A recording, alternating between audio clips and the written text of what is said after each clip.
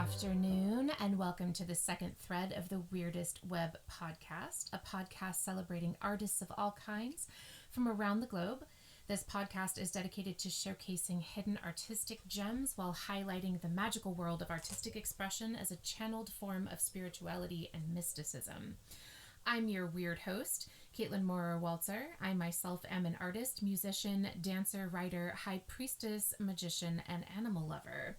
This is the third time I've had to record this podcast. I am having a little bit of audio interference with my audio interface box thing, my PreSonus audio box. So if there's some cricketiness or crackliness, I'm just going to go ahead and work through it this time, guys. So bear with me. I am working on getting a visual component up for this podcast. So stay tuned for the next few episodes, though. Just for a little bit of time, it'll only be audio, but we will be getting a visual component up as well. Partially so you can attach a face to the voices, and then also so you can see the art of the people that we're interviewing on this show. Speaking of which, I'm extremely excited to host our first guest, Amy Baker, today. But before I get into that, we're going to spin the first half of our thread where we'll cover our magical seasonal influences, do our global energetic reading, followed by our Ask a Priestess corner. We are going to run a little bit long today because we have a lot to cover. I had some extra questions, more than I was expecting for my second podcast, and I kind of got super into it answering them. And also, we do have a holiday notation for this week, a few of them actually for the month of February. So we're going to do a little bit extra today. Firstly, before we super get into that, a few people have asked me why the podcast is called the Wyrdest Web, and that's W-Y-R-D, weird. And I didn't cover it on my first episode. So the Wyrdest Web is a play on the web of weird, which means the web of fate or destiny. The word weird has its etymological root in both Norse and Old English, as well as Proto-Germanic, and all iterations translate to fate, chance, fortune, destiny, etc. And quite literally, it translates to that which comes to pass. Some older translations also mean to become, or to turn, or to bend, or wind, and weave, like one thing weaving itself into another. And later translations interpreted the word weird to mean a sense of the supernatural and the uncanny, the strange, the disturbingly different. So you'd see that in examples such as, Shakespeare's Weird Sisters in the Scottish play, right? And of course, artists tend to be labeled as disturbingly different or weird or strange. So here on the Wyrdest Web, we're celebrating the fact that art is in fact a weaving of one thing into another. It's a weaving of a thought form and inspiration, etc., into a physical manifestation that's offered to the world as a form of art or translation of subtle influences. And incidentally, the meaning of the word magic also has its roots in Old Persian, Greek, sort of late Latin, and Old French. It has, late Latin magicae. It has several meanings, and amongst those meanings is to be able to have power. To be able to have power, but also two separates, to be able and to have power, and also to affect the outcome of something by harnessing subtle, natural, and supernatural forces. So art is a very powerful form of magic that shakes the web of the world, because artists and inventors, again, design, control, and spin the threads that create the web of perception. That's and these, the examples are endless. I could go on and on. If you need the list, we can go over it, but that's a real thing. And art is an expression of emotional and spiritual inspirations through a physical medium. So the weaving of one form of subtle, supernatural, natural vibrations into a physical outcome. So there you have it. And then, of course, add to that the fact that we're all on a web together, right? Though it might seem like we're separate at times, we're really not. We're all sort of interwoven on this giant global and intergalactic web of creation. And what one person does, it's the ripple effect. What one person, one group does, it shakes the web in one way or another. So art is a way of shaking the web and waking people up. So we're in one of my favorite seasons of the year. I hope that answers your question for those of you who asked me. If you have any more questions, feel free to let me know and I will address it on the podcast. But moving on to our seasonal magical influences, we are in, again, one of my favorite seasons.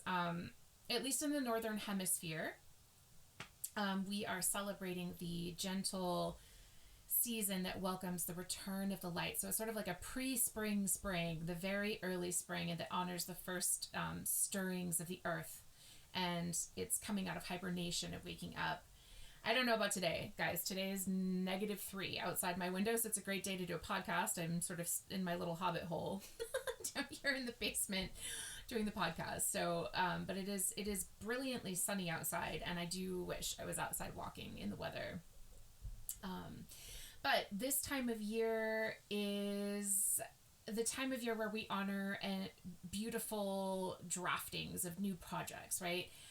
Planting new intentions and focusing where we can bring the flames and fires of illumination and creativity to forge a path in our lives, a new path or a deeper path, depending on what you're doing. Maybe it's not new, maybe it's something you're leveling up in.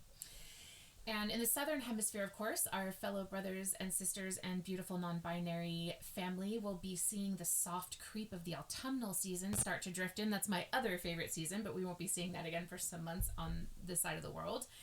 And those folks will be preparing for the close of their summer months. So interestingly, in both hemispheres, there are some fabulous festivals being hosted around the globe right now that all center around vibrancy, color, and light. So whether they are in celebration, so whether they're going into the close of their summer warm season or we're opening up into the warm season, we are celebrating light on some level. So again, in the Celtic pagan calendar, we have Imbolc, Imbolc, which is the celebration literally of the return of the light. It is centered around the triple goddess form of Bridget, or Breed, pronounced Breed in the Celtic. She is a triple goddess in the very, very ancient sense, not in the New Age sense of Maiden Mother Crone. That is actually a fairly new form. Not new like last week, but new in like the span of beliefs. That's a fairly new form of the interpretation of the triple goddess. Most triple goddesses in the ancient pantheons are actually of an element, right? So with Breed or Bridget, Brigid, or Breed, however you pronounce it, she is the goddess of the hearth fires, right? Because we're in the cold season, so we want to keep those fires lit, internally and externally. She's also the goddess of the arts, especially the spoken word, so the bards love her. And she's also the goddess of metalsmithing. So, like most pagan celebrations, this was, of course, later adapted by the Catholic Church as the Feast of St. Bridget, which you may be more familiar with, also called Candlemas, representing also the return of the light. And if you go on YouTube, you can look up the larger celebrations of this. Seeing thousands of candles lit is actually just like, it's breathtakingly beautiful. So if you get a chance, check that out. Venice, Italy, and Rio de Janeiro in Brazil are, of course, celebrating their famed respective carnavales or carnivals. They're two distinctly unique festivals, though, with the same name, but they both embrace frivolity, debauchery, and fun, and the streets are flooded with color, dance, parades, costuming, and over-the-top partying. Both celebrations are sort of the Catholic versions of a major blowout before locking down for the more pious and austere observations of Lent. And I do believe that the Venice, Italy Carnival, it also celebrates sort of the dissolution of any class-based perceptions. So everybody is economically equal, everybody's class-wise equal, because you're behind a mask, and it's just that concept is dissolved and everybody just interacts, which is, I mean, come on, this is like how it should be all year. But yeah, anyway. Canada this season will host its massive winter carnival in Quebec. It is the largest winter carnival in the world, studded with ice and snow sculptures, colorful parades, music, shows of all kinds, delicious hot beverages, fun, cozy activities, and it sounds really fun. In the U.S., we have the Food and Wine Festival hosted in Charleston, South Carolina, where chefs from all over gather to present demos and tastings and samples, and they also have like food-themed activities. I'm not sure what that means, but I don't know if they're like sledding on a slice of radish down a hill of mashed potatoes. I don't know what that means, but it sounds also really delicious and fun. We have two major festivals in India that I'm going to butcher the crap out of when I talk about them, because I'm sorry for any of my Indian family that are listening. I can't pronounce this properly, and I'm really sorry. So Jaisalmer Desert Festival. And we also have Mahotsav. And both of these festivals celebrate the multicultural art, music, food, dance, and crafts of India. And, they always, I believe anytime I've been to an Indian festival, it's just filled with colors and lights and beautiful music and fantastic food and people just kind of celebrating and having fun. Lots of dancing, beautiful dancing. In the Taiwanese tradition, we have the Taiwanese Lantern Festival, which is brightening the streets during this time of the year as well, with its countrywide elaborate display of fireworks and wishing lanterns illuminating the landscape. And of course, China this year celebrates its dazzling Lunar New Year with colorful street parades, dragons dancing, delicious dumplings, beautiful music, and wishes. And of course, again, this isn't a political podcast, but I did want to take a moment to extend love to the people that suffered loss at the Lunar New Year Festival earlier last week. So that, holding you in my heart, in our hearts, hopefully. Japan will celebrate a unique men's festival known as, I'm going to butcher this, guys, but it's Saidaiji Eyo Hadaka Matsuri. This festival is over 500 years old, and it's a celebration of the purification of the body and soul. And it's also, to my knowledge, often the first stop on a pilgrimage for people that are of a certain belief system in the Japanese culture. So it's a very beautiful and important festival. In Easter Island in Chile, we're celebrating the history of the island and its culture with dance, food, music, spearfishing, sliding down slopes on banana trunks, which sounds so fun, and ending in a major dance-off competition. And somebody takes home the crown for the best dancers. So they have a family dance-off, which I kind of just wish I could be everywhere at once and be at all of these festivals. In Costa Rica, we have our Envision Festival, celebrating environmental awareness, music, and the healing arts. There was so much with that festival that you guys really should just check out the website. It looks amazing, and at some point I would love to go. In Norway, we have the Bergen International Literary Festival, which is a fairly young festival. I believe it was launched in 2019, where they host authors from around the world. And it's a celebration of fiction and nonfiction literature. They also host open mic nights, and they offer youth programs to foster young writers, which is just really lovely and fabulous. In Australia, we can just all be a little bit jealous because everybody is spending this part of the season on the beach for their Adelaide Fringe Festival, which is the second largest annual arts festival in the world, hosting live performances of all kinds and an incredible night market, apparently, and a parade of light. All of this just sounds like, yeah, teleport me there, please. And last but not least, of course, we have the Lemon Festival in the French Alps, which is dedicated to lemons. I don't know a whole lot about this festival, but it's possible. I would imagine that the brightness of the fruit, I'm just making this up, guys. I don't know if this is true or not. I'll look into it a little further, but I would imagine the brightness of the fruit, the bright sunshiny yellow, is sort of reminiscent of the young spring sunshine and the fresh new growth of spring. And also just like a nice color to get people out of their winter hibernation, just a bright sort of wake up. In other news, this gentle, beautiful season is kind of counterbalanced by some cosmic activity that we have going on. We just had the green comet go by, the mysterious green comet, which is gracing us with its presence for the first time since the Stone Age. Comets largely represent coming chaos and disruption, you guys, either for good or for bad. Ultimately, it's all for the good, right, in a cosmic sense. However, most cultures historically view comets as a bad omen, so take that as you will. In our moon phase, we are in the full moon in the sign of Leo, which is my sign. Full moons in general, are a time of releasing what no longer serves. And if you practice anything at all in a lunar capacity, you kind of understand the cycles here. If you don't, go ahead and research that, or we'll probably have a whole other podcast about that. It's really just a time to let go and release the things that aren't working anymore in order to clear space for, to make space on the new moon, which is the time when we plant what we wish to grow for the next lunar cycle, or several lunar cycles, depending on what you're doing, right? Knowing the astrological sign that the moon falls into can be helpful for knowing where to focus your intentions. And in the case of the Leo full moon, we're talking about stepping into your most authentic self, right? We're talking about power. We're talking about vibrancy, leadership, certainty, planning, all of that stuff. And art, of course, the artistic fires, right? Creativity and shining bright. Like Leo is the center, the sun is the center of the world. So where is your center? This moon is going to ask you to examine, where is your center? And do you need to shift it? Is it working out? Where do you get your creativity? Is your fire lit from the inside? That's what it's asking you to look at. So combined with, it's also about allowing yourself to heal through feeling. So rather than shoving things down to the back, allowing yourself to, the only way out is through kind of energy. So you feel stuff to get through it and heal it. So combined with the aspects of Imbolc, which makes it the season of art, light, fire, creation, and crafting, all of which belong to the sign of Leo.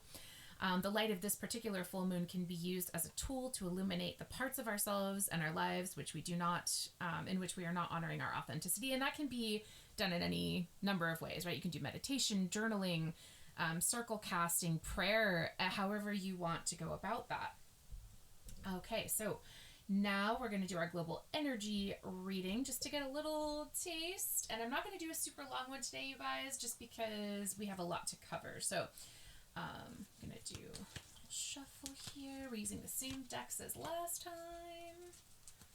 Get a little global energy reading.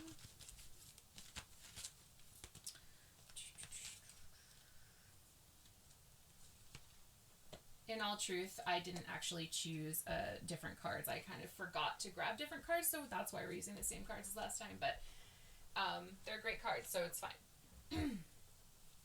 All right, so we're just going to pull 3 more, and we will start our, all right, 5 more, I guess. Chatty. All right, so... So in the immediate past, we have, this is interesting. I'm not going to go through all of the cards because if you don't have the decks, it doesn't make sense. So, but what we have right now is people looking for guidance now. So this kind of dovetails onto the last reading where we were coming out of a place of following false guidance in favor of pleasure and, lack of personal responsibility. So...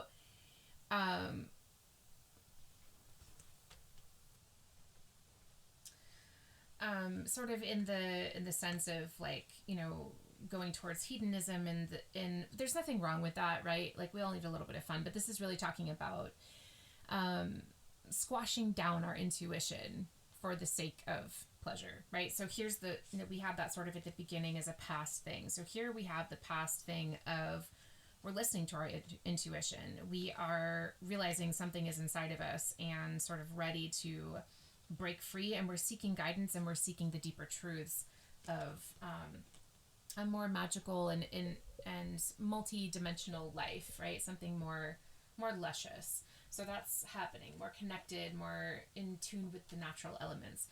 So all right, so for the next piece we have for the present moment, this is talking about no longer relying on luck and making our, not being so gambly. This can be a couple of meanings, but this as a global consensus or a global feeling of energy could be read as not gambling so much with our resources, with our hearts, with our bodies, with each other, with our consciousness, with our awareness, not gambling so much, and taking the time to dedicate to building a practice, dedicate to building to families, each other, and also just kind of building a whole, we're wanting to build up a whole new system, right? There's systems, and again, this is not a political podcast, so I'm not going to get too into that, and I'm trying to filter a little bit what I say, but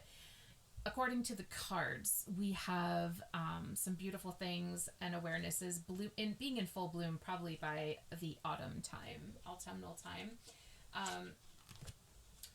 And then, beautiful, for the final component of our reading, we're looking at, we have a very loving sort of web built on ancient wisdom and connections, right? People being more connected to their families, more fertile in their ideas, more willing to open up their hearts and speak truth, speak their truths, speak things that they maybe would not have dared to speak maybe even 6 months ago, but people are now feeling called into a time of fertility, and a time of planting real things into the ground, and the proverbial ground, of course, also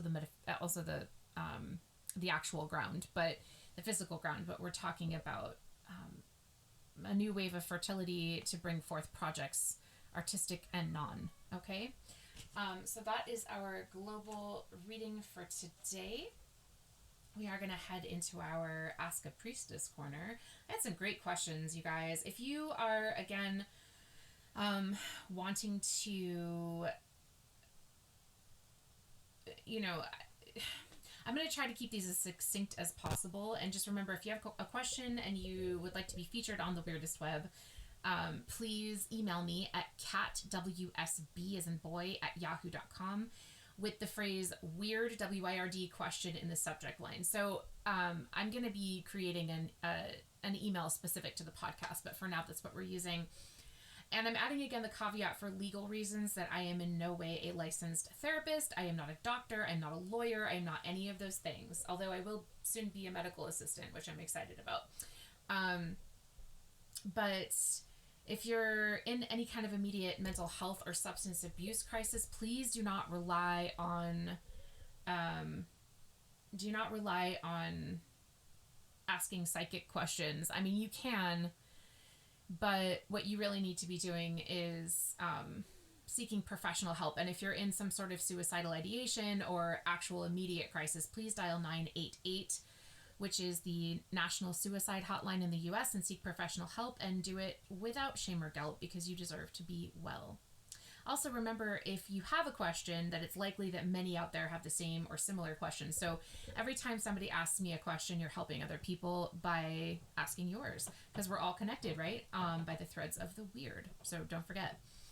Okay, let's jump into our questions of the week. Jess C. from Boston writes in, I need help finding my path. I don't know if I should stay in Massachusetts or not, or if I should continue working in skilled nursing facilities or not. Okay. All right. So firstly, let me say, Jess, thank you for your question. It's a perfect one in light of the mood of the season and everything we just talked about, how we're trying to light those fires to forge and illuminate a path in front of us, whether that's a new one or deepening of a current one. And of course, many are at a crossroads right now. You're not alone. You are not alone in this kind of a way. Questioning what to leave behind, what to move towards. All kinds of things are coming up like that for people, many, many people across the world. So firstly, when I get questions about next steps on a path, I do internally reference my own experience, as I've stood at the crossroads many times myself, and I find myself at those times sort of standing inside a giant energetic question mark. And, while a prior version of myself would want to jump in and fix and tell people exactly what to do, my current self knows better, and would never tell anybody what they should or shouldn't do, because that's actually nobody's business except for yours and Spirit's, right? You might hear my little kitty cat meowing in the background. It's his time to come in and snuggle. So if you hear that, that's what you're hearing. I will, and also, like, sometimes the value of just standing inside of the question mark and allowing the mystery to wrap us up, right, is so valuable, because the mystery is where things happen, right? The moments of chaos is where the beauty is born, always. Not in established order that we've, put these little tight little boxes of how we have to do things, but it's really in the mystery, the chaos, the beauty is how worlds are born, right? So, I'm not going to tell you what you should or shouldn't do, but I am, however, going to share some techniques that I've used to help me hone in on my own truth and cultivate the bravery to move forward on that truth, which is actually what this kind of seeming conundrum requires. That's the kind of work it requires. And usually the cosmic formula sort of anecdotally and patternistically seems to be, when you're reading about other people's experiences, and when I reference my own as well, and people that have been through things like this, it seems to be that first, like, your awareness starts to stir, and it lets you know that something needs to change, right? Like, deep down, exactly what it is most of the time, but you're not acknowledging it, okay? Because we're amazing at just shoving things to the back of our minds that we don't want to deal with if it means that our comfort levels are going to be disrupted in any way, okay? So, after you get the feeling of, but, eventually those things bubble up, right? And they become so uncomfortable that it's like, okay, I got to look at this. So first, your awareness starts to stir. And tells you something needs to change. And then spirit will grace you with an idea or an intuition. It might seem logical, it might not. And then there's the call to action, where your awareness meets the inspiration of spirit with sort of a forward motion on your part. Many people I've been connecting with are either in the process of making drastic changes, or they're in the process of having dragged their feet on making changes themselves. And so life kind of swooped in and did it for them. And now they're left to sort of reconstruct as quickly as possible. So I don't know what boat you're in. I kind of experienced both of them at the same time recently with my move across country, but it was the best possible thing. And I feel very strongly like the path is lit up, like things are just falling into place, and it's been beautiful the last couple of weeks. Anyway, so that is how, that's how like those situations will come in. It's just a feeling that something isn't quite on point, and it creates restlessness or depression or anxiety or just like a general discomfort. And you may have been in a situation or a relationship or job for years working towards something or establishing roots in something, only to find that it suddenly feels like a straitjacket or a complete mismatch.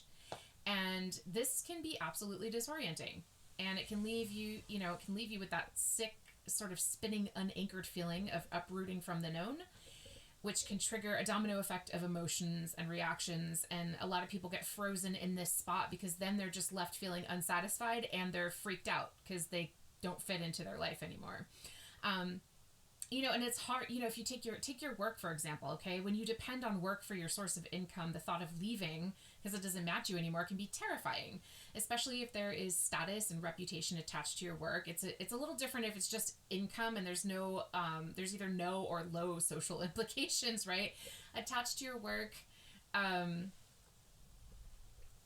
But when there's lower, when it's that kind of a situation, leaving your work is a little bit easier, but it's still stressful. It's stressful to uproot, right, and get rid of your source of income. So what do we do when we're faced with these types of situations? Okay. The key concepts here are faith and surrender, and that's going to probably trigger the crap out of many people. But those are the concepts we're working with, because suffering is always found in the resistance of our inner knowing, okay? If we know something to be true and we resist that truth, we will suffer, and that's it. So sometimes you'll see people that are just angry, bitter, resentful, judgmental, racist, like all these things that come up, these ugly, dark sides of humanity that come up. Generally, the root cause is just an intense feeling of dissatisfaction and displacement. And that's usually stemming from resisting inner knowing, okay? Our inner knowing knows that we're supposed to be connected to divine at all times. So if we're really mired down in certain things, we can have trouble getting there.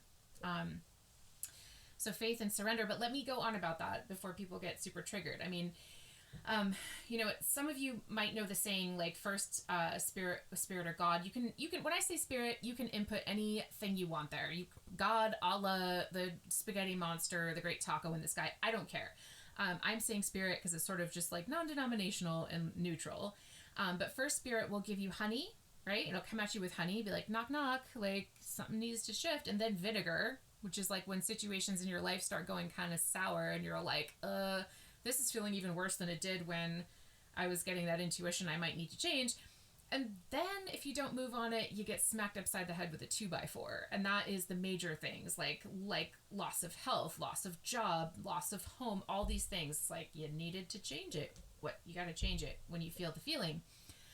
In other words, the more you resist what you know deep inside, the more you will suffer, because what you're essentially doing is denying the fact that you've outgrown a situation, okay? And we're back to the rebirthing conversation from the first episode. So what happens to babies that refuse to leave the womb? right? If they've outgrown the womb and they don't want to be born, they need to be surgically removed or they will suffocate and die. And it's not different in this type of situation. When we suddenly become unhappy or unsure of our situation, those can be taken as labor pains. No matter what level of investment we've made, that is spirit nudging you that it is time to be reborn into something new, or life, however you want to view that. Now, it's worth noting that sometimes things come up for review because there's something within a situation that needs adjusting, okay? And not that you need to leave it. So discerning which scenario is happening is between you and you and spirit, and you and your inner knowing is something you need to sit down and parse out. Usually you already know the answer. And if you're leaving a situation, it also, this is the other thing. If you are uprooting and leaving a situation, it does not mean that the investment was a waste of resources or time, which is also a resource, sort of, nor does it mean that you are bad or wrong or anything like that. And we have to stop making ourselves and each other bad and wrong for desiring change, even if there is some collateral damage. The idea that we need to stay stuck in a situation due to other people's view of us is archaic, and it creates nothing but pain and resentment. So there's no such thing as any experience being a waste of time. Everything has a lesson to teach us. We become refined, we become toughened, spiritually toughened. I don't mean tougher like you're going to punch someone in the face. I mean okay, I can take this in stride rather than being knocked over by every slight breeze that comes through your life. You have to be tough and trust that it's for the best. The softer the stronger spiritually you become, actually, the softer you become towards yourself and others. Okay. So we're not talking about that guy that never opens up, or girl. I'm not using any like gender denominations, but that human that doesn't want to open up and they're bitter and they're tight-lipped and they're grumpy but we're not talking about that. That's not tough. Actually, that's very, very weak. That's extremely weak. We're talking about you become steel on the inside and soft on the outside, right? You're able to hold space for other people. You're able to be gentle with yourself. You're able to take things in stride, gentle with other people as well. So we're talking about that kind of toughness. And the more that you walk down that path, the wiser you become, and the more you have an immediate sense of the trigger points of surrender and divinely inspired actions on your path. Because the truth is, once you let go and acknowledge what it is you truly desire, and you're able to really just let go of the things that you don't want anymore, things will fall into place rather rapidly. It is all centered around your decision.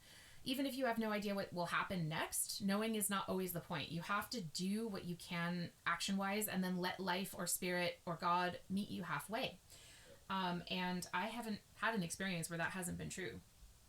So, and that's just me. Anecdotally, you'll find many people that will probably say the same thing.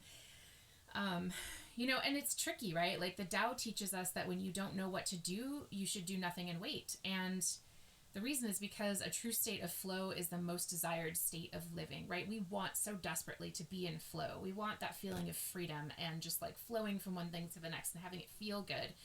And things can't always feel good, right? Things cannot always feel good. Like we have things that happen, terrible freaking things happen outside of our control. But the key point there is understanding that you do have power over how you react and how you perceive the situation, how you take it to mean, and how long you hold on to it. Okay, so those things are within your control. And a true state of flow is the most desired state of living, again. And flow comes from being still enough to allow it in. If you're in a panicked, worried, desperate state all the time, you're not allowing life to do its thing on your behalf. So learning how to relax is paramount. And it might take a while to see movement, but the movement of inspired action will come, and you just have to be internally quiet enough to hear it correctly.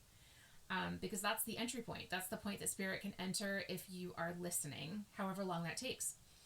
Now, if you're someone, I'm not talking about people, okay, if you're someone that is constantly on the move and occupied, then you're missing the finer points of divine direction, okay? That's usually people are feeling like they're afraid of losing out on life, they're racing against the clock, unless you're constantly in motion because it's the result of being in a flow state, right? From inspired action, and then suddenly the connection, the emotion, the constant activity comes in.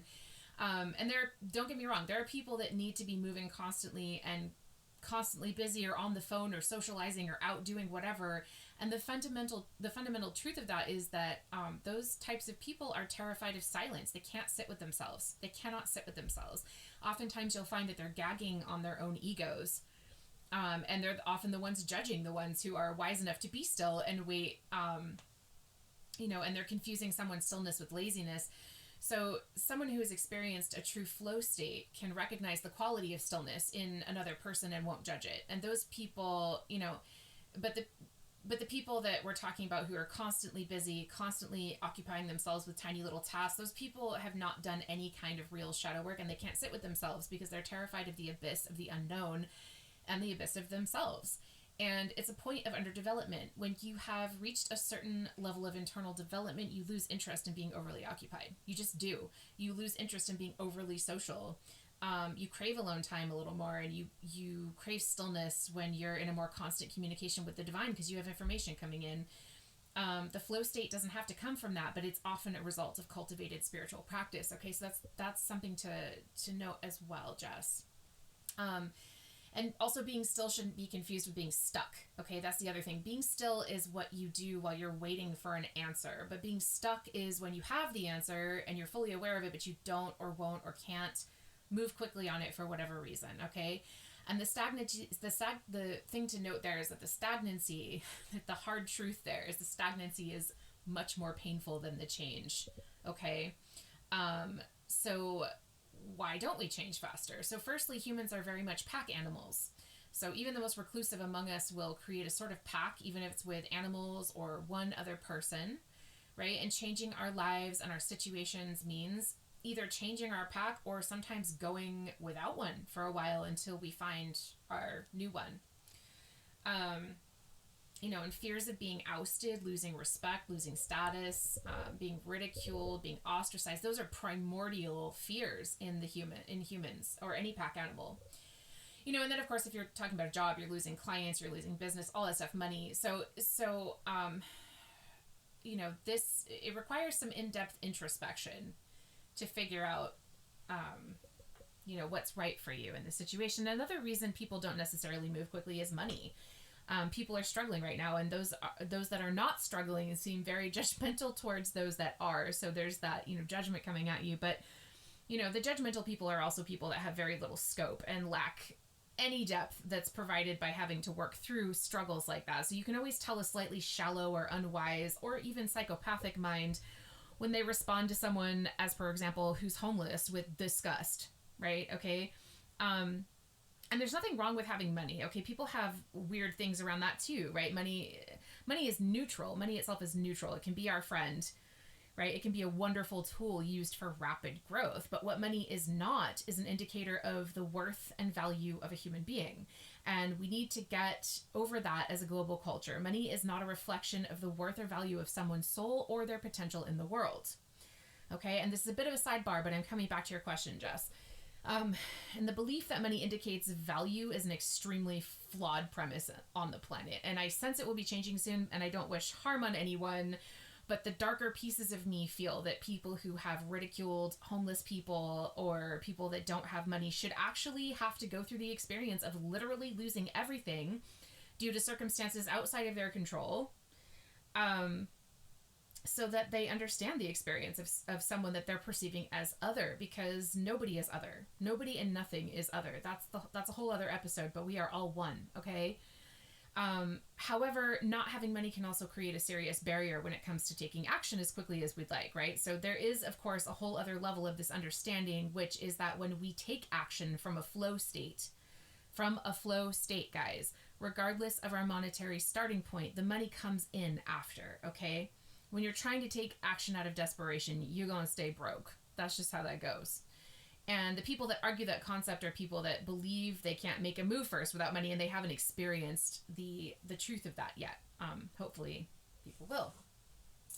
So finally, a last barrier to taking a step forward when we receive those divine inspirations to change something drastically in our lives, like a work path or a living situation, is past trauma and unprocessed shadows. Okay, I did do a little piece on shadow work in my first podcast. You can check that out, my first episode of the Wyrdest Web. But that requires some shadow work. And those patterns can create massively destructive and self-sabotaging pieces of us that create long-term stagnancy. And that has too many components to go into at this moment. And again, I'm not a psychologist. I'm just a magician and a priestess. However, some traumas can make it hard to surrender and move forward because the need to control everything around can literally energetically translate to safety for some people, okay? So since the very act of surrender indicates a placing of control into the care of another, in this case, spirit, it can feel absolutely terrifying and unsafe for someone to not know what the daily routine is, down to the minute of every day, okay? And in that case, professional and spiritual therapy is super important because we as humans are meant to be free, right? Freedom is our birthright. It's a birthright of everything. And that starts with your internal landscape. So in that case, you need to go and address your traumas and core beliefs first and foremost, because it will inform everything you do moving forward, right? As within, so without. In moments of personal gnosis, we'll start to accrue and provide proof and firsthand experience of how this sort of thing works as soon as you open to it. People who learn to surrender will also often report that they come to realize that the resources follow the decision and not the other way around. So when you make a very direct decision to do something, the universe will line up resources to support you. So just try to surrender any way you can. Take action that feels organized and swift, but allow spirit to meet you halfway. So just one question to ask yourself right now, or a few questions to ask yourself right now. What is spirit trying to show me? What truth am I ignoring or afraid to face right now? Am I blocking myself from what I truly want? And hypothetically, if I were going to take action towards something else, what would that look like? So I would write that out, because writing things down makes it real, right? There's some science around that. Even if you don't intend to move on it right away, it's your life. I mean, you're allowed to do and deliberate as long as you need to. And above all, be gentle and patient with your process. Do not beat yourself up. Just let yourself explore, okay? Jess, I hope that was helpful. And we are going to move on to our next question.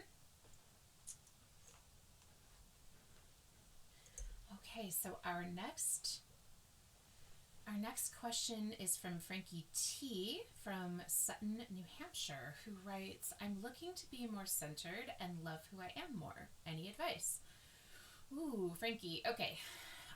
Again, this is a great question that sort of dovetails with the last questions. This is perfect. I didn't plan that. It just happened to be perfect. It's a great question because it's going to help other people who are sort of going through the same thing.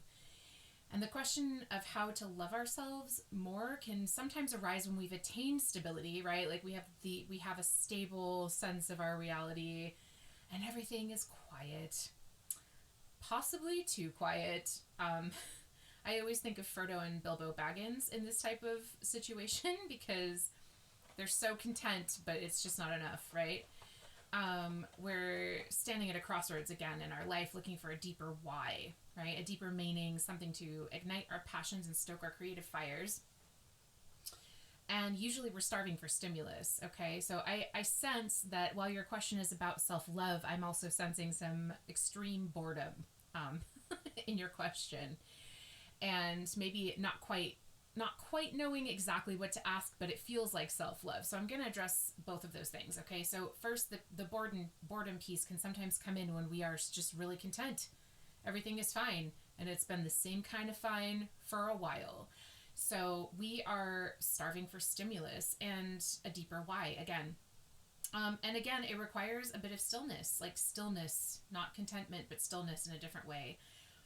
What is self-love exactly? Okay, it's really a total and radical self-acceptance. Okay, and P.S. for those of you, by the way, who are going to be like sarcastic jackasses and be literal about that, I don't mean that if you're a serial killer or you're mainlining vodka while you're not neglecting your kids to just forgive yourself and accept yourself, blah, blah, blah. And like, that's not what I'm talking about. Obviously not. And if there are patterns of destruction happening like that, it's important to see it, acknowledge it, and again, get professional help as soon as you can. But to add to the sarcasm that I know might come from some people, in both cases, whether you've just stalled out and you just feel lukewarm about yourself and your life, or you're Ted Bundy's evil and more douchier counterpart, like internal reconstruction is necessary, however that looks like. Anyway, moving on. So back to the more serious part of the question. Usually, I mean, what do humans do when we reach this space? Okay, like often we'll find this type of situation and we'll say, oh, okay, I need to do something new. So we'll start working from the outside in, right? Anecdotally, this is true. We'll change our hair, our wardrobe, we'll buy new makeup and hope that it lifts our moods. And it can for a time. So, right, like sure, the manicures, pedicures, massages, new threads are great. Okay, I'm personally a huge believer in somatic approaches to unlocking information in our energetic fields and up-leveling our lives in that way. So somatic meaning massage, energy work, yoga, things of the body, right? Of the body, baths, things like that. But unless you have a deeper why in place beforehand, those approaches are like literally only going to be skin deep. Okay. They're not going to provide that deeper, juicier level of satisfaction that we're looking for out of our lives. So what I mean is that the self-love and self-acceptance go hand in hand, radical self-acceptance. If you're looking to up-level your life, you need to start with your self-concept, okay? And self-concept and your sense of identity is the base ingredient for how your entire life shapes itself. There's a lot of credible research and studies done around this topic. And there's material from some of the most respected sources in the world, including Stanford, Forbes, Berkeley, etc. So, again, since this isn't officially an academic post, just Google it. In the future, if you'd like me to include links on that, I can do that too, but just go ahead and Google it, all right? You'll find dozens of academic studies regarding the power of mindset and our external reality. So, and remember again, and we'll keep revisiting this hermetic principle, as within, so without, okay? As within, so without. So what does being centered mean? Because you also asked about self-love, being more centered in your life. So being centered can be taken to mean being calm and focused. That's how many people perceive that word. However, those are actually just byproducts of truly being centered. Okay, to be truly centered means that you are in alignment with your deepest, most authentic self, that you have done the shadow work to strip down your belief systems to the bare bones and done away with things that are sucking your energy away, things that don't reflect the truth of who you are in order to be closer to your own divine essence and your oneness with spirit. Okay? So being centered and grounded means that you are not easily swayed from your access point by outside events. So it's a whole journey all by itself, and it's one worth taking. It's also possibly a whole other podcast by itself and one worth taking. So I'll look at possibly doing a bit on that at some point. My own experience taught me that as I allowed myself to align more fully with my core truth and my sense of divine connection, it was very easy to discern what I needed and how I needed to love myself in any given moment. And it's a daily process. This is not like, okay, I love myself now, we're moving on. Got it, check that off the box. It's a daily practice, right? Maintaining yourself, your energetic hygiene, your physical comfort, like you're maintaining your body, mind, and soul is a daily thing that will be a daily thing for the rest of your life if you're somebody that seeks that, okay? If you're someone that stalls out and doesn't care about that stuff, then that's your business, but that's not what this podcast is about, and we're answering our friend Frankie's question here. So really, it's just kind of like allowing yourself to get down to your core essence, and then rather than patching up with skin deep band-aid approaches, patching things up, you're going to be truly grounded and centered, which is the path to internal unification and healing of any soul splits we might have, and therefore you become sort of, I guess the word is unfuckwithable. I love that word. Sorry, YouTube. I'm going to say it. You're unfuckwithable when you're grounded and centered and you're aligned with yourself and who you are and confident in that. Things don't get under your skin the way that they used to because it's just whatever, right? It doesn't matter. You're aligned with yourself, right? You know who you are. So how do you get there? You start with some questions. Okay, some preliminary questions such as like, well, what don't you love about yourself and why? And how harshly are you judging those very human pieces of you? Okay, what criticisms are you carrying around with you that might have just been spewed out of the mouth by ignorant parents or teachers or friends or ex-lovers? Like you are allowed to feel good about yourself. And what are the pieces that you perceive as being problematic? So why? How harshly are you judging yourself? So again, those are the first two questions. And what do you feel mediocre about? Okay, go up the tier. What do you feel mediocre about? And are those mediocre things necessary? Can you get rid of them, or are they just taking up space in your life? that could be used for much cooler things that you feel passionate about. If they are necessary, how can you zhuzh up the mediocre things and make them more meaningful and less gray, okay? And then again, what do you feel, or like finally, what do you feel passionate about in your life, and how can you make those things sort of next level? How can you push yourself to the next level? Next, you kind of want to examine how much of your self-perception comes from other people's perceptions of you, okay? Self-compassion comes before self-love. We have to give ourselves the same softness we would give our best friend or a child. And if you're someone who had a critical parent, you know how much your own sense of self-worth can be wrapped up in another person's perception of you. But, you know, here's this thought. What if someone else's perception of you is based on their own broken perception of other people and themselves? Okay, so everyone is experiencing the world through their own personal lens, and some of those lenses are broken. So you should never allow someone else's broken lens to define who you are based on what they see. And people who are going to judge you, they're going to judge you no matter what you do. So you might as well do the things that make you feel alive, right? Like, that's just how that, that's how that works. So next, you know, and also I'm not suggesting that you are building yourself around other people's perceptions, but so many people do and they don't even realize it. So that's just something I'm throwing out there. Another piece too is to tally up your accomplishments. Like, what are you deeply proud of? What would you like to have a do-over with? Right? Like, what makes you feel good? What activities, foods, etc. make you feel most healthy and vibrant? Are you still holding on to some self-perceived failures against yourself? Like, are you holding on to failures and punishing yourself repeatedly for failures or perceived failures? Because mostly everything can get some sort of revamping or makeover or second life. If you need to revive something that you perceived as being failed, that made you feel like crap, you can probably do it over again. However, also realize that failures are not actually failures. They're stepping stones that refine us and allow us to adjust our own lenses and in order to make better choices and see our path more clearly. So I don't know if you guys know Buffy the Vampire Slayer. I'm sure some of you do, but there's a great analogy in there where she says, I'm cookie dough. I'm still cookie dough. I don't have all my ingredients yet, but once I'm done, then I can go in the oven and become cookies. Okay, so sometimes something doesn't work out in the moment because we don't have enough ingredients in our cookie dough yet in order to make the cookies. So sometimes we tried something too soon or without enough experience, and that does not make it a failure. In fact, you'll read that some of the most successful people in the world, actually all of them, have repeated so many or have failed so many times, had to pull themselves back up so many times. It's like not even funny, right? So where can you pull yourself back up and put yourself back on a path that makes you feel passionate, okay? We can hold ourselves back when things don't immediately work out and become discouraged, when what really needs to happen is that we need to just shake it off and smooth down our little feathers and keep going. So, and then one final question to ask yourself, Frankie, is what do you need to change that you've always wanted to change and is within your power to change? Because taking steps to doing that can give you a massive self-esteem boost and a sense of purpose. And senses of purpose really have a power to shift our entire lives, okay? Frankie, I hope this helps. If you have any further questions, please let me know, and don't be shy about asking. We're going to move on to our next and final question before we get to our interview with the lovely Miss Baker. Our next question comes from Angela P. from Tacoma, Washington. Okay, and so Angela writes and asks, do demons exist? And if so, where do they come from?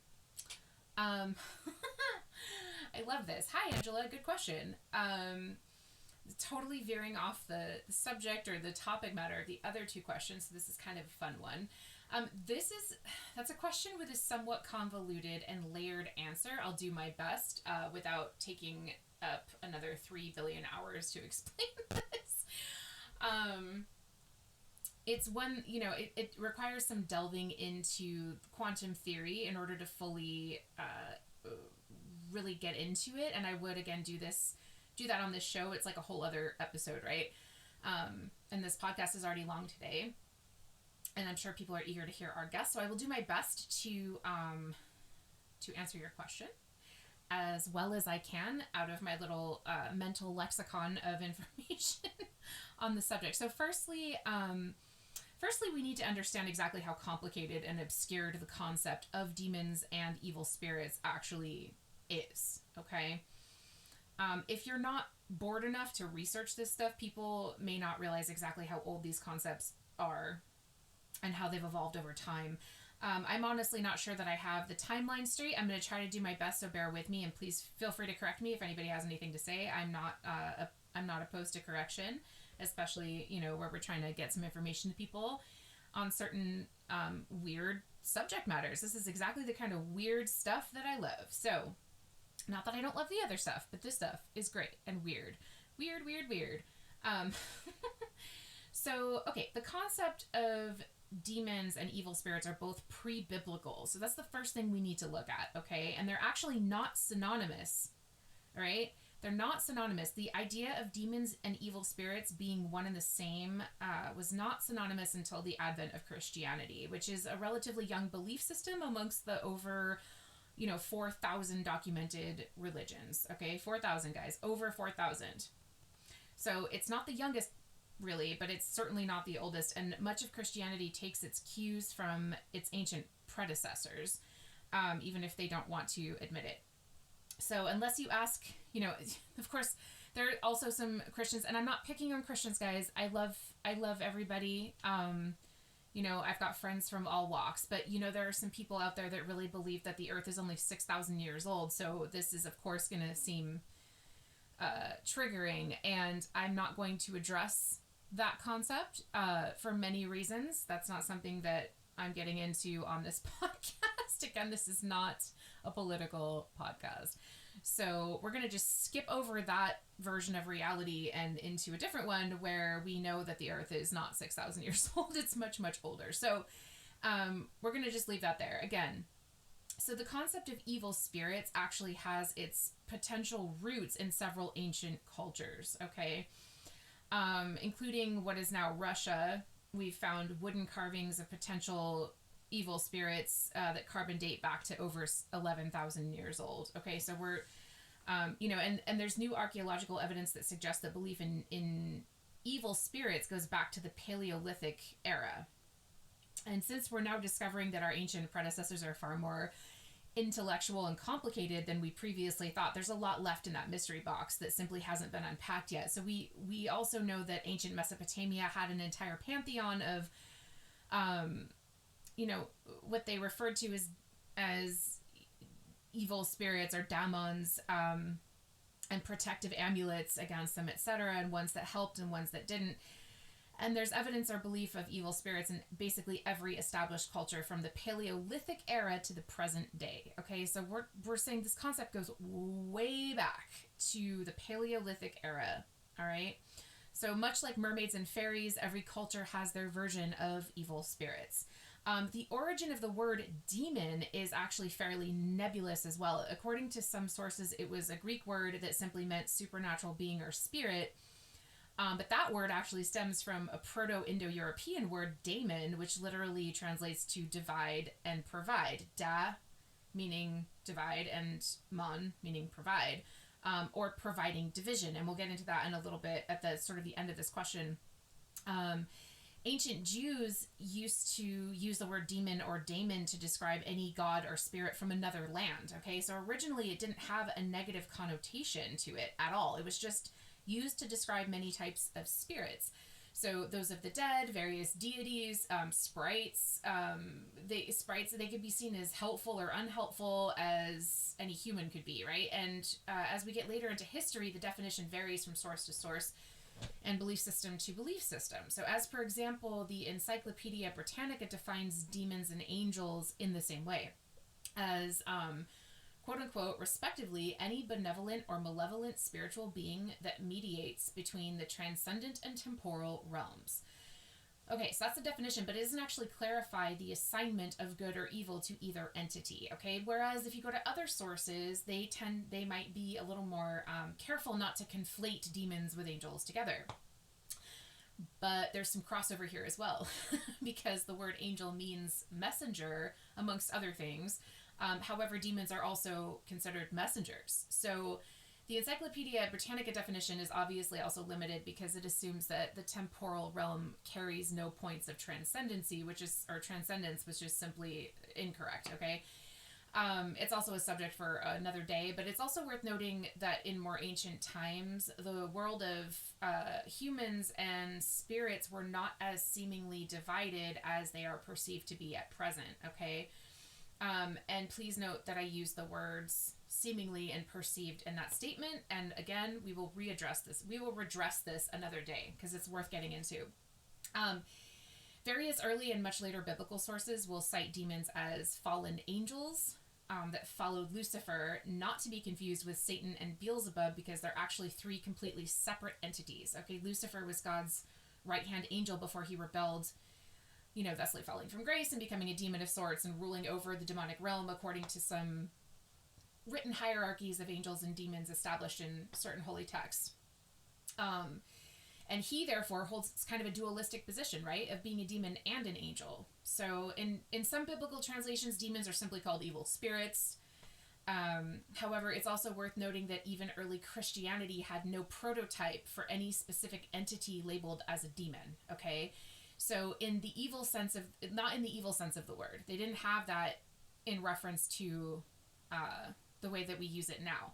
So, and if you've ever seen it, by the way, if you've ever seen a depiction of an angel, specifically the seraphim, but basically all angels, they are freaking terrifying, and they're usually armed with crazy weapons. They're pissed off and they're out for vengeance. So they could easily fall into the category of demons to someone who is looking at a painting of a seraphim, as for example, with no prior context of what an angel is, within the bounds of like the Judeo-Christian definitions, right? So there's a lot of like interesting nebulous space there. The word demon is again from the Greek daemon, which simply means supernatural being or spirit. And it's been applied to angels, fairies, spirits of the dead, the jinn. I'm sort of repeating myself, but it's leading into something else, so I'm just bringing it back to the concept. And any one of these endless numbers of beings described in any number of endless texts and personal accounts on the subject, okay, anecdotal accounts. Daemon also can mean someone's conscience and internal director, and Socrates used the word daemon to describe his internal directive to tell the truth and teach philosophical ideas, okay, so there's that as well. And that definition is also called upon for the very popular His Dark Materials book and TV series. The book series is by Philip Pullman, so The Golden Compass was part of that series, okay? Wonderful series. If you haven't seen it or read it, do. They did a great job with the new HBO series, pretty to the book. But they use the concept of the daemon as the personal conscience or internal self, right? Beautifully depicted.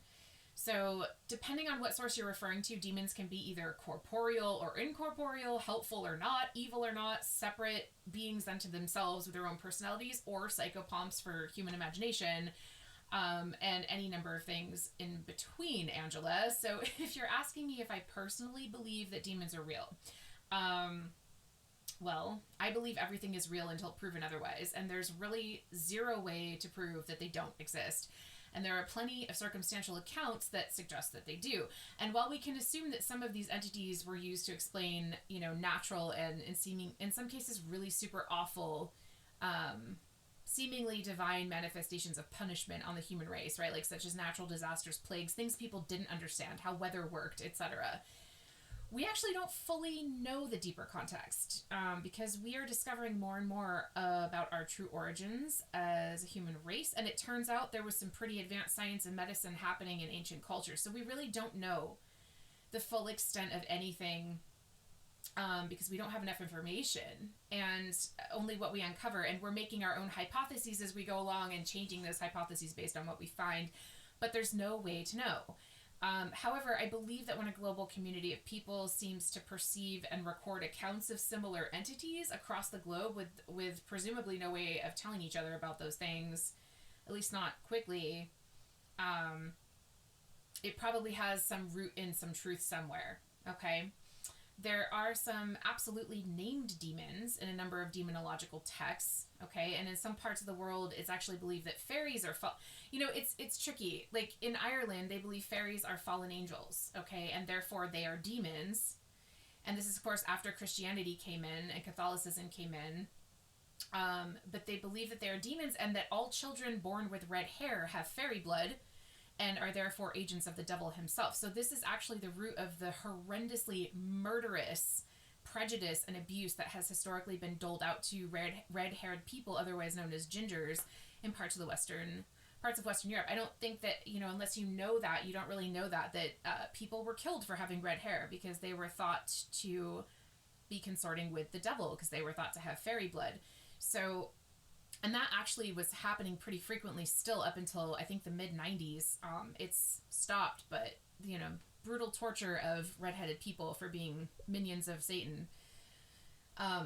It's just another strange and terrible way that sort of like misinformed definitions sort of take shape, right, in our culture. So, Angela, I don't know the motivation for your question, asking me whether demons exist or not, but I wanted to get into a slightly other thing as well.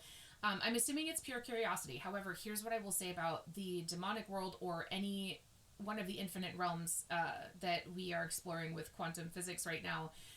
When it comes to magical work, knowledge is power. And while everyone's experience with the divine is extremely personal, and I don't ever presume to tell somebody what to do or where to go or how to practice, because it's as individual as the number of people on the planet, right? Or the number of people that have experienced divine intervention. Those experiences are all unique. But I will say, I wouldn't go messing with anything. I don't even want to add unless you know what you're doing. Like some people say, unless you really know what you're doing, because humans rarely fully understand what they're looking at or dealing with when it comes to literally any other being, even our own selves, okay? Even our own animal counterparts on the planet, okay? So people, as for example, people didn't think animals had thoughts or feelings until like the 90s. So, saying, unless you know what you're doing, like you don't know what you're doing. Furthermore, though humans are also quantum interdimensional beings, right? We're stuck in a temporal paradigm, which means short-lived, earthbound, okay? And while we're stuck, we're perceiving other beings, including other humans, but other beings that we can ascribe to any number of names, such as demon, who are not bound by temporal laws. Okay, so through a temporal lens that we have, we're then transcribing what we see into books as if it's a bottom line factual thing, when in fact, likely only one facet of that being's essence in a quantum sense is being perceived. So take everything with a grain of salt, and accept the fact that really we just don't know. Humans need to learn that we just don't really know. We just don't know. So, and I would say read everything, and also know that in some cases just reading is best. You don't need to, don't assume that reading a book gives you any kind of experiential knowledge when it comes to the realm of the spirits, okay? As with anything, just move with a cautious respect. Keep a cautiously respectful distance unless there's a notable circumstance or a personal connection with the divine reason why you are delving into something, okay? Which is something we can also get into in a later podcast, okay? Because this is actually worth a whole podcast unto itself. It's a whole other episode, guys. There are literally thousands of books on the subject of demons that you can read, and you can find anything you want out there to suit whatever angle you want to frame something. So my advice, as with all things, is to explore every angle, even the ones that make you cringe on the inside, because knowledge is power and perspective is leverage, okay? So for the love of all that is sacred, do not mess around with anything you are unfamiliar with simply out of curiosity or arrogance. So, and I'm suggesting you're curious. I'm not suggesting you're arrogant, Angela. I'm just saying this is a PSA, magical PSA from a high priestess. Don't do it, okay?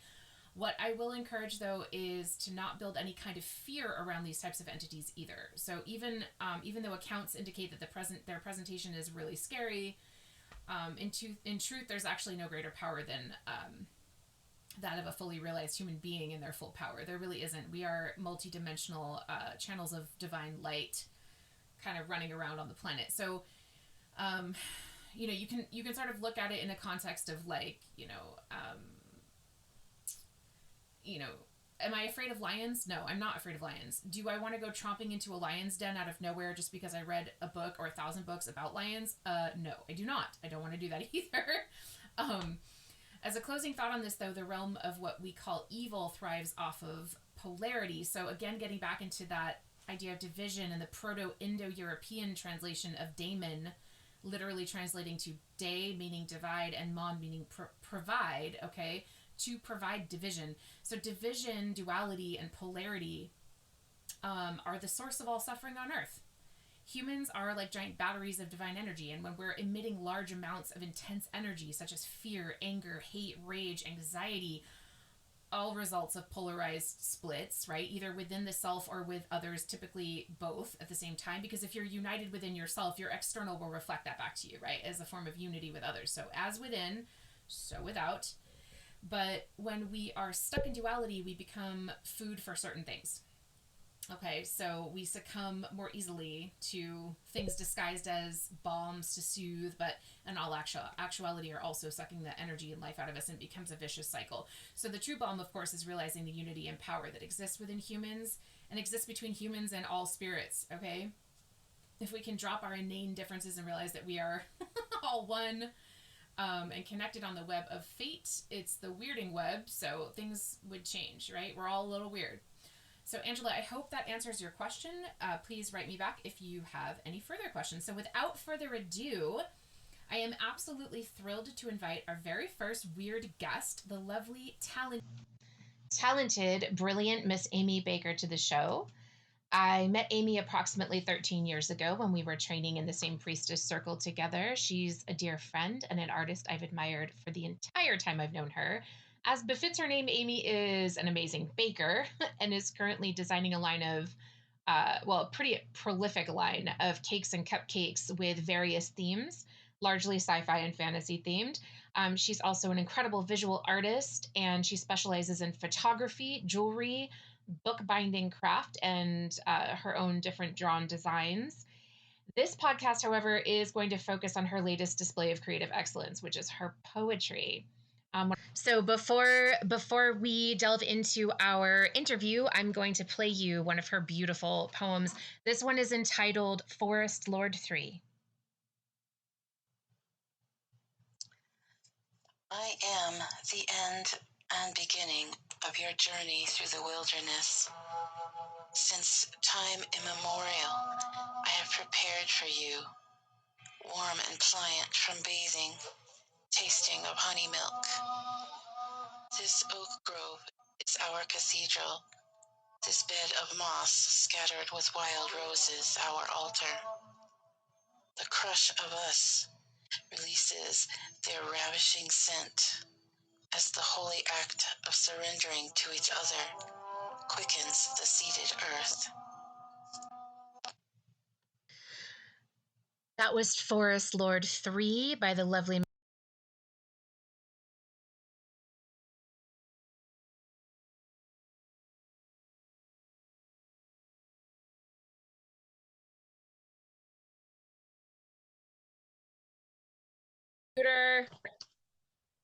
Okay.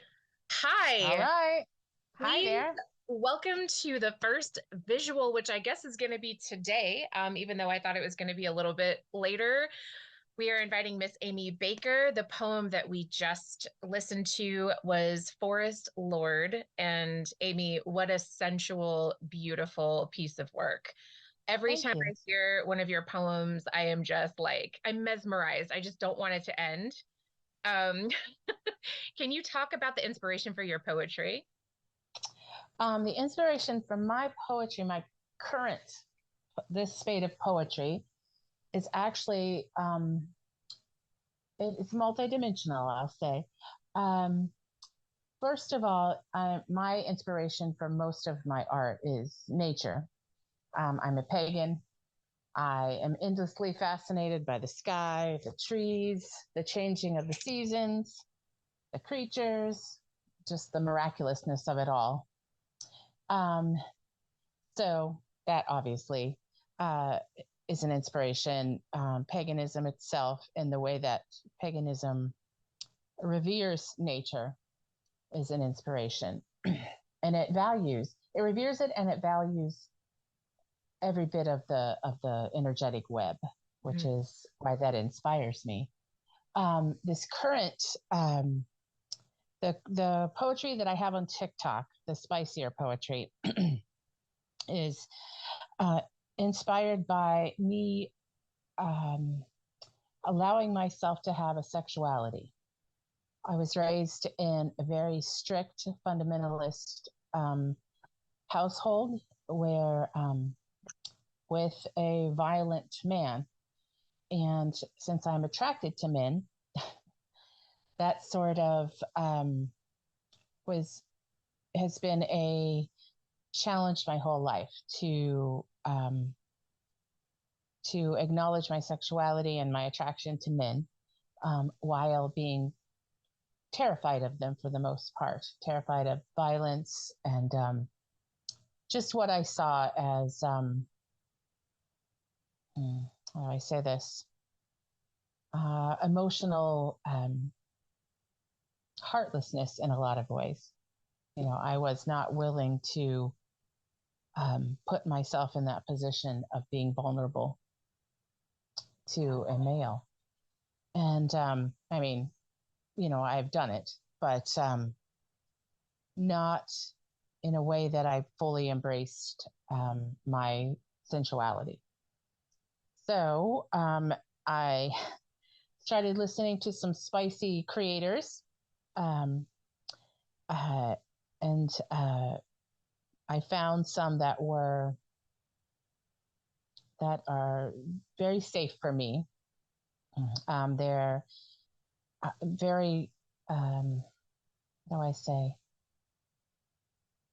They're very respectful and very, well, I'll just say it. They're worshipful of the feminine and the divine feminine. And that made me feel safe enough to feel feelings that I had not felt or I would not allow myself to feel, which was very painful. And it's very funny because there are times that I'm just driving around listening to spicy audio, and it's hilarious, you know. But it's become so normalized for me, and that's what I wanted. I wanted to feel feelings in a safe space and normalize them, because obviously I'm not making out in the car driving down the highway. So yeah, there's a couple in particular that were really influential in helping me feel that safety, so that I could then therefore express what I wanted to express in and also a safe manner on TikTok and on social media. And it's been very inspirational. And as time has gone on, I've been pushing myself, you know, like, oh, I can't write that. I can't put that on social media. And I do it anyway. Yeah, and you do. It's been incredibly freeing. Yeah. So there you go. Thank you. I appreciate so much your vulnerability and sharing that. Thank you. With our audience, because Amy, you know, I think your story is unfortunately not unique to a lot of women in one form or another, whether it's an abusive father or an abusive spouse or a family member of some other kind, you know, from young ages up. I believe the statistic is 1 in 2 women on the planet, and that's just the recordable statistic that's documented, right? Yep. So and sorry, go ahead. No, please. And you add religion in there, and you add a male god who knows everything you're thinking, everything you're doing, everything you're gonna do. So invasive, right? It's so rude. It's like being assaulted by a deity. Right. Yeah. Let's just face it. Yeah. It's that the message is clear that you do not own anything about yourself, from the highest power to your father to I don't have a brother, but then you would move on, you know, ideally in this paradigm of fundamentalist religion, you move on to your husband. So you don't own anything about yourself. Right. And the idea of the mother is just the breeding unit, unit. Yeah. And It's that's not funny. I'm clearly laughing because it's just my response. So yeah, because nothing about this is because funny. it's so absurd. That's why It's absurd. it It's is laughable obscene. It's completely and obscene, obscene. actually. It's an assault and an affront to the natural order of creation, which is the balance of the divine feminine and the divine masculine. And right now, I Exactly. think in the world right now, we're not seeing, I get very frustrated with people talking about, oh, I'm trying to reach into the divine feminine and the divine masculine, when really, as well as I, neither of those factions is balanced right now on the planet. Now, to be Yeah. clear, everybody, to be clear, I am not talking about men and women. I'm talking about masculine and feminine energy. Okay. In this particular conversation, we are talking about men and women, but that is not to the exclusion of anybody who identifies as non-binary. All right. That's not the Absolutely. conversation we're having right now.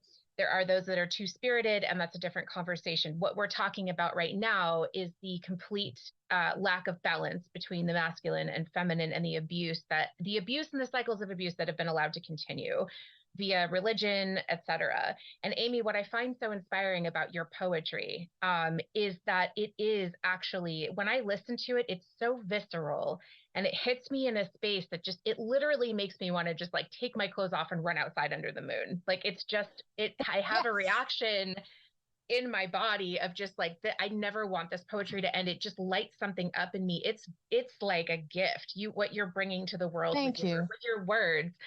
And I think sometimes as artists, we don't hear the effects that our art has on people. So we just are like, gosh, I hope this is okay. And we put it out there, but we don't necessarily know like the impact we're having. So I wanted to say your work is damn impactful. And it is actually accessing the very core, the wild essence of divine feminine and masculine, the healthy on either side. Yes. So I want to like say thank you for your vulnerability, and I commend you for like, I mean, I don't mean that in a condescending way. It's just that's a journey that a lot of people haven't taken yet to free themselves in that way.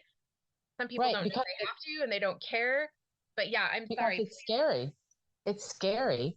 A lot of women especially are taught that if you let yourself go in any way, you're going to become this uncontrollable, raving lunatic of a nymphomaniac, or, you're just going to be out of control. And that's the thing that the world fears most, is an out of control woman, or well, let me back that up. The world fears most a woman completely in control of herself. Yes. That's exactly. Yeah. And exactly. And embraces her birthright. And I'm not talking about, having children obviously is a part of it, if you choose to do that. But it's our birthright to, let's face it, it's our birthright to eat, sleep, and fuck. It is. And to make, and because we're human beings, we have this spiritual element to all of that. And it's our birthright to explore that. Yeah, I agree. I agree with you. Yeah. And I believe the natural elements that come into play. Can you talk to me about you? Now you noted you were a pagan, and that the natural world often, if not always, influences your work. As long as I've known you, guys, I've known Amy for about 13, 14 years. And we started a priestess circle together in our priestess training. And it was way, way back in the good old days of 2009, 2010. But as long as I've known you, you have always had nature incorporated into your work. Can you talk to me about when you first started feeling inspired by nature, and like that connection, what inspired, the connection went in and art came out. Talk to me about that a little bit. So I must say that when I was a kid, I grew up in rural Ohio, and there are many advantages to that. I grew up in a place that was just fields and pastures, and there were animals around, and I used to play in the cornfield for hours, climb trees. It's just always been such a big part of my life. And I've always loved it so much, being out in it. And they're just trees I could go on for hours about trees. I could go on for hours about the sky, how the sky changes. It's never the same sky. When I saw the ocean is never the same thing from second to second. It's just always this moving, and just being out in it, you know, you can feel the love of the earth. You know, whether the wind is lightly caressing your cheeks or it's smacking you upside of the head. Like it did the last week. Yes, it did. But it's just always, it's both a constant and a change. It's a constant change. I don't know how to put that otherwise. But my affection for that started when I was very, very young. And then I did I have a picture of that I made in second grade of a crayon drawing of a tree, a brown crayon for the bark, and then lots of bright colors for the falling leaves. And I exhibiting my love of autumn even then. And when I started to create, you know, just jewelry and all sorts of things, what else? My photography. I'm always trying to capture these certain moments. I have a picture, an early photo where I somehow, I don't even know how, caught a lightning bolt hitting the ground by the single lonely tree, and it's like a pink lightning bolt. Wow. And I'm like, I don't even know how I did that, but I'm always trying to capture those moments. And as most people know, when you're looking at a sunset and you take a picture of it, it's still not the same. Yeah. But I always want to do that, and it developed into this honoring of I think my art is honoring all of this beauty so that I can feel that again, so that I can feel how that sunset made me feel, or feel how that ocean in the winter made me feel. And then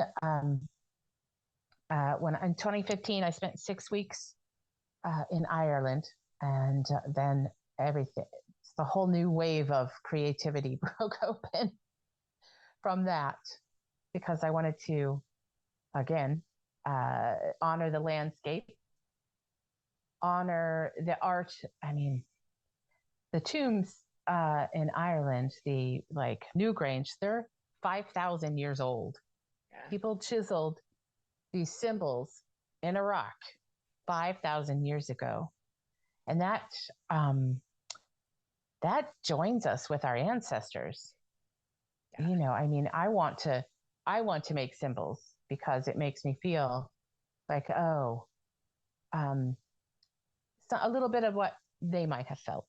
And now, of course, we can't know for sure what they were thinking or whatever, but that doesn't matter when you're doing art. It's what your journey is. Let's see what else. Can I ask you a question? Yes, go ahead. Oh, sorry. So when you were in Ireland, and I know you've traveled a bit, do you find that the energetic signature of nature in, let's take, since we're talking about Ireland, did you feel a different sort of feeling in the natural environment there than you do in the States? Yes. And the fact that it's just, to me, it was more peaceful, even though Ireland has certainly seen its share of heartaches. And there are certain places that reflect that. There's a lot of, it's not, maybe not even a peacefulness, but an acceptance in the land, and in a kind of a knowing. The land knows itself in Ireland. That's beautiful. I that's the only way I can put it. Here in America, in the U.S., I mean, we are an stunningly beautiful country, but we're young, and and the parts that are really wild are really wild. That's true. And we also have our share of human imprint that has not been healed. Let's say it that way. I've been in the South. That is a whole different ballgame. I've been in the South. I've been to New Orleans, which has an energy like I've never felt before. Oof, I agree. I've been there a couple of times and it was just like, whoa, like you walk in, even before I was, fully trained to see what I see now. And I was just seeing with no like sort of like basis except my own understanding of what was going on. I felt like the currents running through that place were electric. It was like, yes, they are. It was like chaotic electricity everywhere. Yes, it's like old and young at the same time. Yeah. Crumbling, but full of energy. Yeah. It's an amazing place. It's pretty amazing. I've been to Wyoming, of course. I lived in Wyoming, and I've been out to the Badlands, which even now I can feel I'm getting chills from remembering the Badlands. And that also is a very ancient energy, but almost like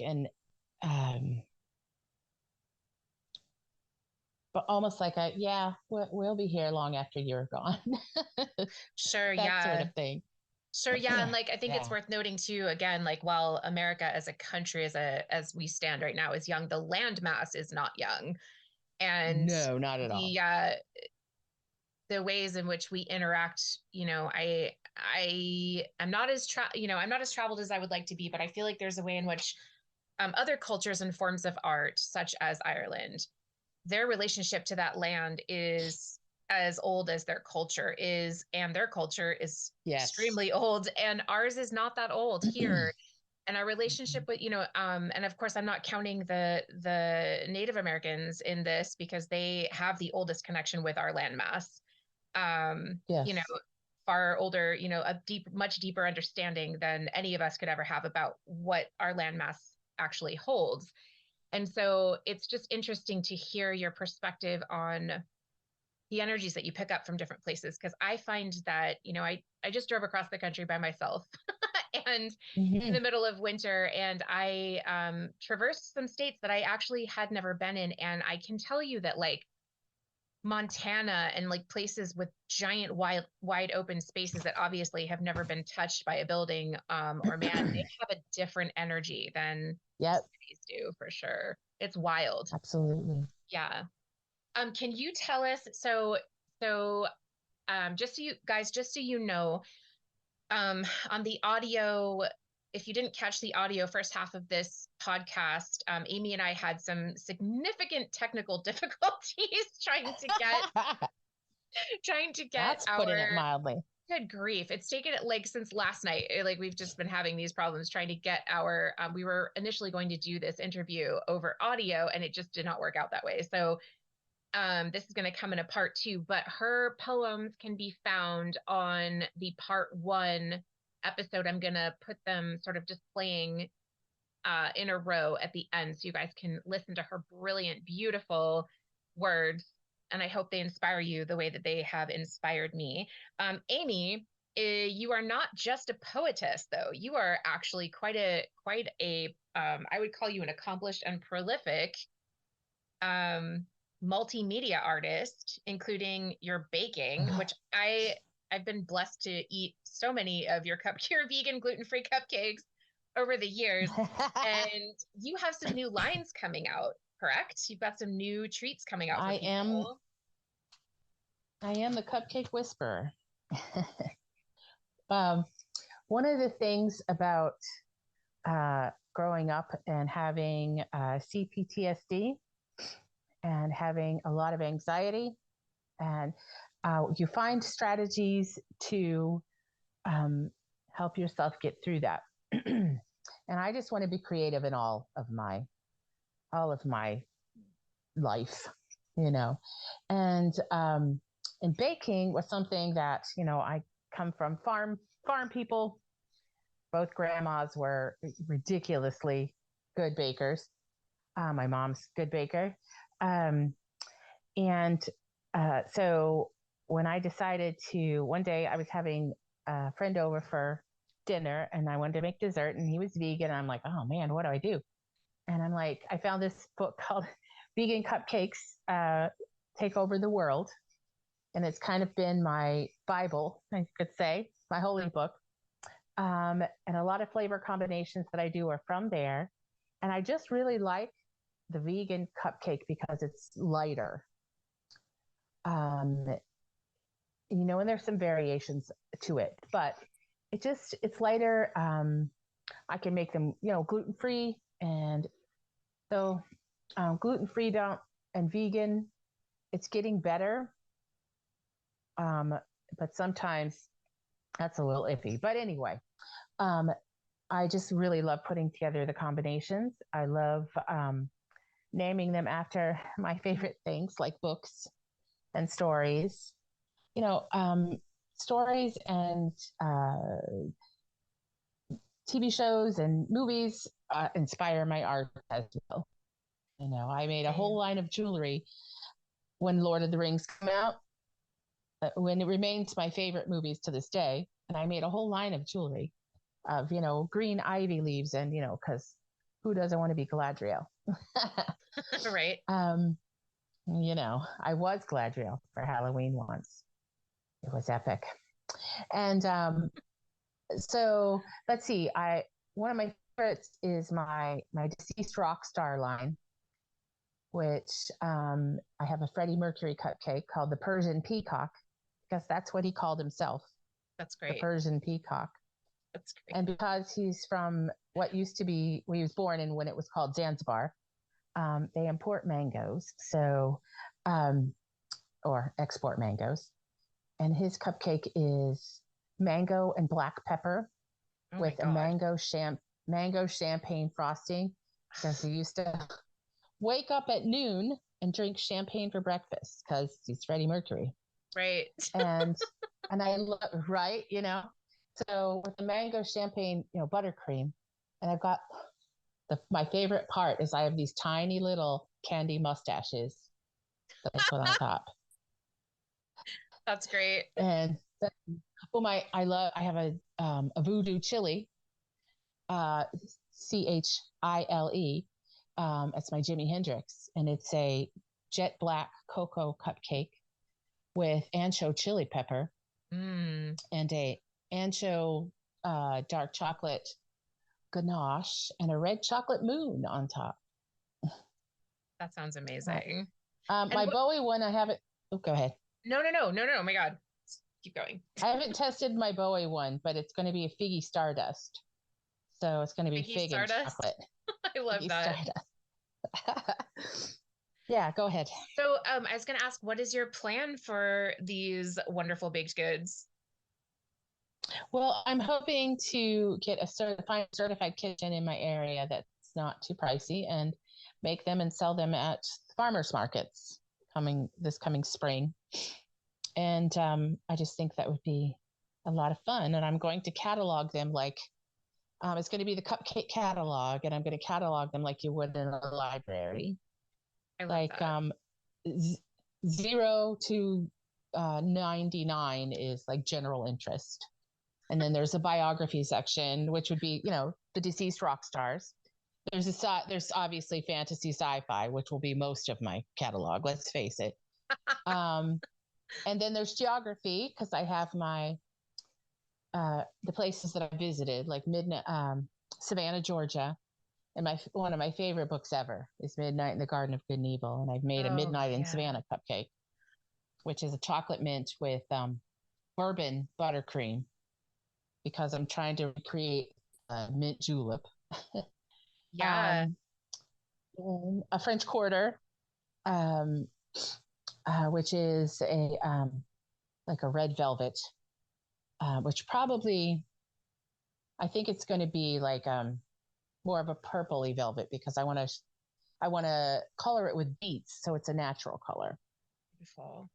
And Oh, well, the Dublin pub crawl, which is Guinness chocolate cupcake with Bailey's cream cheese frosting and a little bit of whiskey candy or something. Sounds The amazing. Jameson's.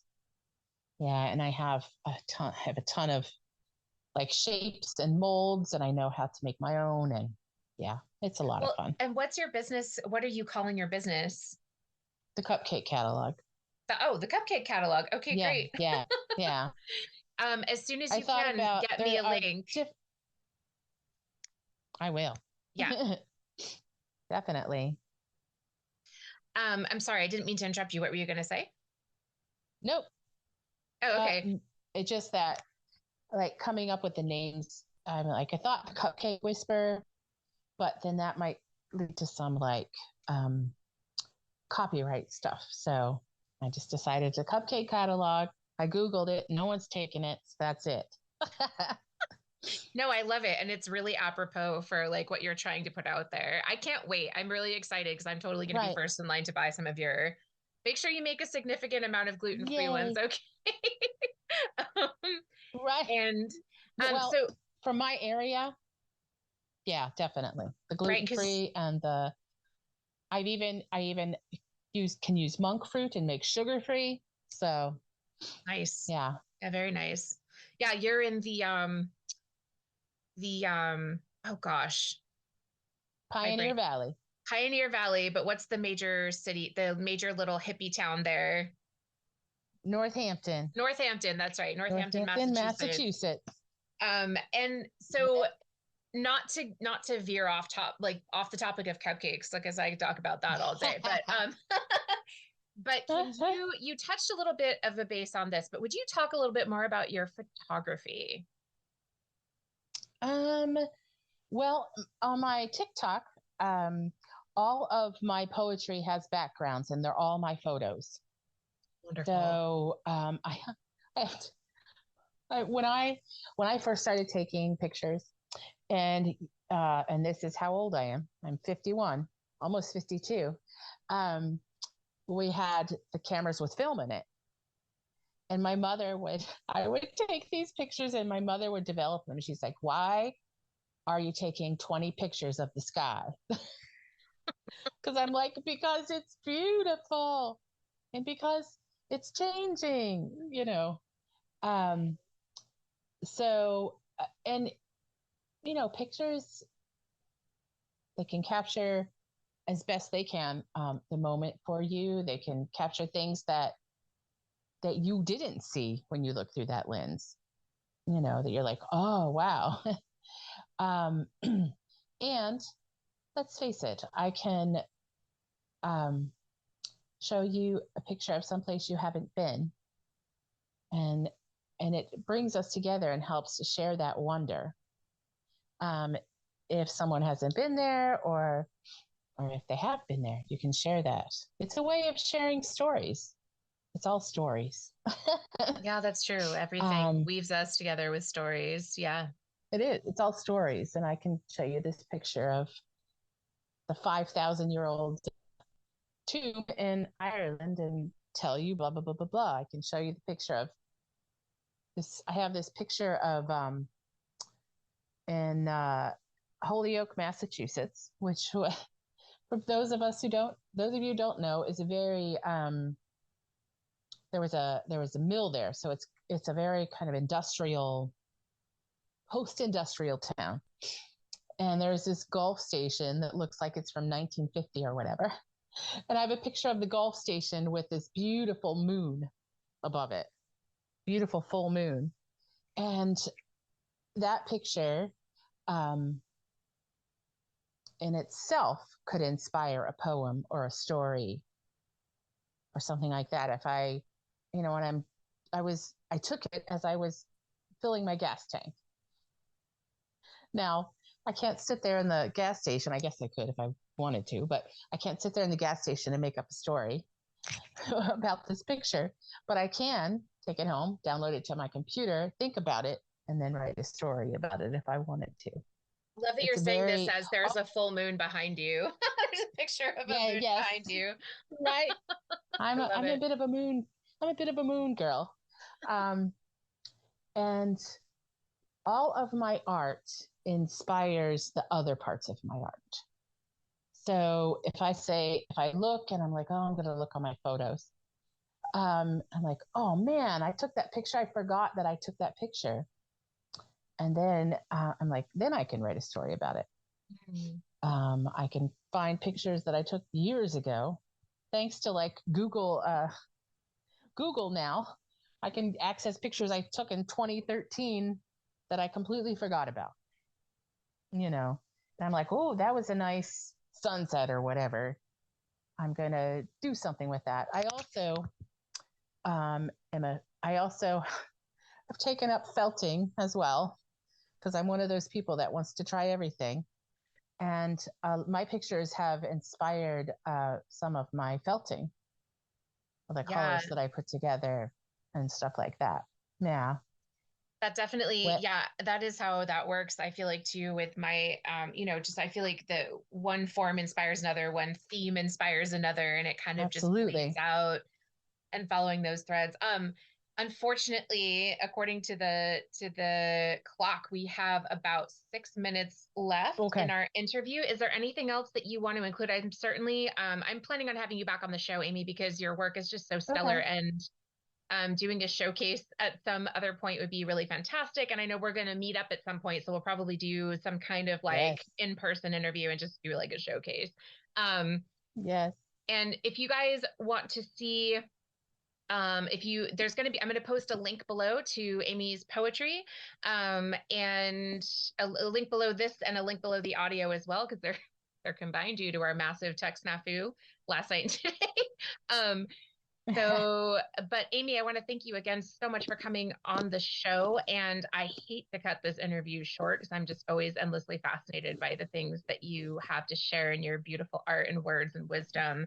Is there anything else you would like to leave the audience with? Like, what is art to the world? Art is a reaching out of our hearts and our souls and our divinity to each other, and its expression of that as well. And a longing to not feel so alone on this planet, and an honoring of all of the wonderful things, an honoring of all the beauty, and an honoring of all the darkness that has to be gone through. Just like to be fully human, you have to embrace both the darkness and the light. That's the way you grow. And it's not easy. It's like giving birth 80 million times. Not that I've ever given physical birth, but it's like giving birth to myself 80 million times, and it's painful, but it's so worth it. And I wanted to thank you, beautiful cat, for doing this. You're very brave, because I don't do well with tech, but you are determined and brave, and I love you. I love you too, lady. Thank you so much. And I look forward to seeing you quite soon and having you again on the show. Thank you so much. Yes. Bye. Bye, hun. We lay on a gilded page. Under shelter of swan's wings, we unfurl like heart's tongue. I inhale the peat smoke of your hair and the wool on your skin. You taste of spirits, of warriors coming to hearth, of secrets buried in the traffic of millennia, of stoic gods sacrificed by lamenting goddesses, their voices discernible in the keening of the Ilin. We murmur unfathomable joy and unimaginable sorrow into the liminal, and I hope the rain never stops. That was another beautiful poem by our Miss Amy in closing. To hear more poems or more about her work, please go to TikTok at the Sapio Files. I will link the channel below. And thank you so much for joining us today on the Wyrdest Web Podcast, a podcast dedicated to showcasing hidden artistic gems and highlighting the magical world of artistic expression as a channel of spirituality and mysticism. If you wish to interview as an artist, you can email me, katwsb@yahoo.com. Just type Weird Artist in the subject line so I know what I'm looking at. That's WYRD. And you can email the same if you wish to ask a question with Weird Question in the subject line. If you wish to support the channel, you can check the links below. Also, check out my links below to my music and my Etsy shop.